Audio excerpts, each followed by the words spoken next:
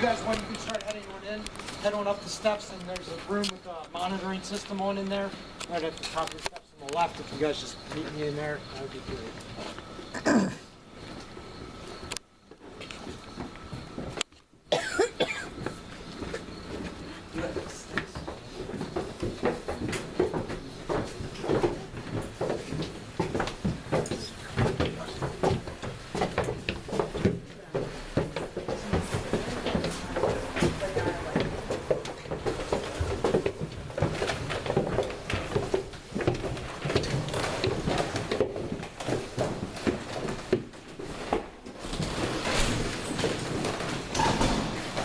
Oh, cool.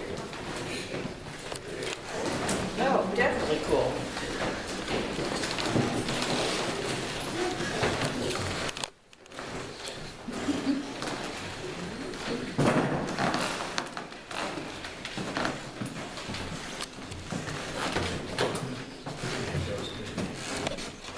All right.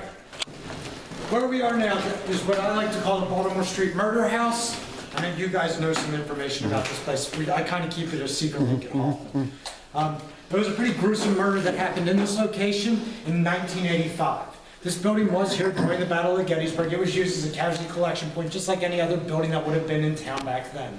They're currently working on getting a plaque placed on the front of the building to signify it was here during the battle. But like I said, obviously that's not what we're going to focus on because of the 1985 situation. There was a gruesome murder in here. There was a lot of violence leading up to the murder. So again, in this location, if you start feeling any type of heavy feelings or anything, just step outside, get fresh air. Normally the feeling will go away instantly. I will ask that you please do not go down these stairs to the first floor and go out that way. There's going to be a door in the kitchen that will be open that leads to a back porch. You're able to get down steps out there. You're not trapped up here. But I do want to keep people from off the streets from coming. So please take that into consideration. As far as the murder goes, the murder happened on this floor. That's all I'm going to tell you. I'm not going to tell you the name of the young lady who was murdered. I'm not going to tell you the name of the person who murdered her. I'm not going to tell you the name of the weapon or the type of weapon that it was or where it actually happened. I kind of leave that up to you guys. We have access to this floor and upstairs. There's a functioning bathroom on this floor. If you go down this hallway here, there's a door on the left-hand side with a big window on the front. That is a bathroom. So you're not going to see through the window. Obviously, there's 4 cameras on that are in here stationary. Feel free to sit in here, watch the cameras if you would like. That's more than likely where I'll probably be most of the time. Please don't sit in front of the cameras. I can't tell you how often I'm sitting here and I start seeing people's butts in front of me, especially this one. So please watch where you're sitting. It may it's the dust from us. Oh, shit. As far as safety goes, it might get a little bit toasty in here. Feel free, open up windows. Please, if you open up a window, make sure you let me know that you opened up a window. That way I leave here and I close the windows. And just because when you open up the windows, especially that one, you'll see a roof outside. Don't climb onto the roof. We already had that happen once.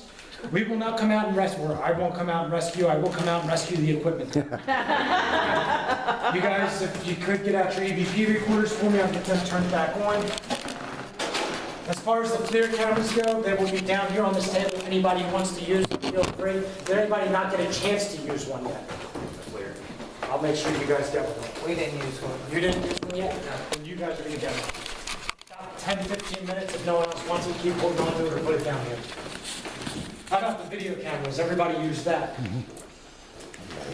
Yes? Anybody want to use it again? Yeah. Okay.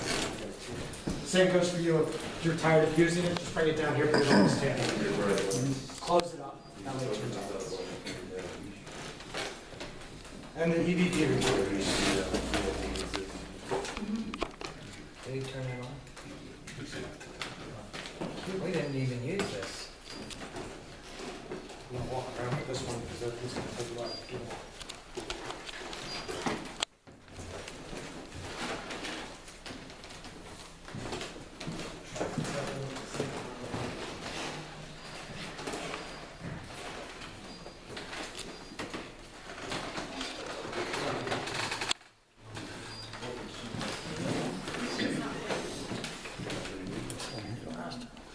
There's obviously electricity in here, so you may have to do some debunking. The way you do that, you go towards walls, ceilings, floors, make sure the spikes don't get larger on the K2 ghost meter or millimeter. If it gets larger, that's electricity, don't talk to it.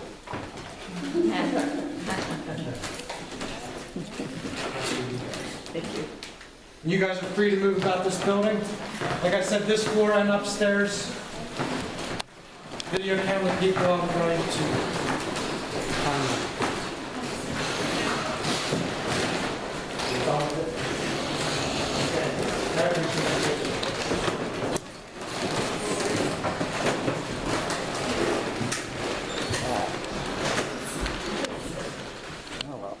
Pockets now, real quick. Normally at this point I get back a flashlight. Nice, I'm checking the flashlight. Nice, I'm impressed.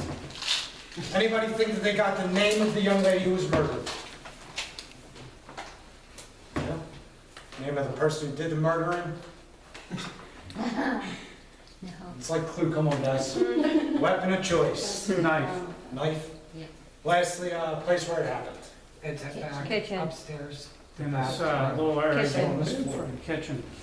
I did say on this floor. You guys are saying Right kitchen? in front of the kitchen. Hallway right down there. Okay. For those of you taking pictures, if you are curious what she looks like, this is a picture of her. Her name is Deborah Harman. Her family called her Debbie. A lot of people come up with that name. This picture is taken right off of her tombstone, which is in the Evergreen Cemetery. It's got the name Deborah Harman, Debbie, all that good stuff. I also have 2 copies of the newspaper articles from when it happened. If you guys are interested in seeing them, definitely Yes. stop by our shop, check them out, read them, or you can go online. It happened on August 31st, 1985. Like I said, her name was Deborah Harman. She was shot twice by her boyfriend who lived here with her. His name is Donald Painter. He shot her twice with a .30-30 Winchester, which is an action-lever rifle. He claimed it was an accident. It happened in the kitchen. She was shot twice. First bullet hit her in the chest, going through, severing her spinal cord, leaving her paralyzed. Second shot hit her right in the neck, which was the kill shot, more or less. That is what eventually did her in. Like I said, he claimed it was an accident. He was only given 5 years for manslaughter. So he is out of jail. One of the stories that he came up with as to why it was an accident is he had bullets in his pockets. He didn't realize the gun was loaded, and they struggled over fighting for the gun, and it obviously shot her. The reason that he had the gun, though, is because earlier in the week, she was down at the bar. She was talking to a couple of guys. He confronted the 2 guys, asking them what was going on type thing. They took his hat off his head, poured beer in it, put it back on his head, and he was pretty pissed. There was a lot of violence leading up to it, of her trying to say, don't do anything about it type thing. Eventually, he came back, grabbed his gun, went to leave. He didn't realize that he had 2 bullets left in the gun from the last time that him and Deborah had gone out target shooting.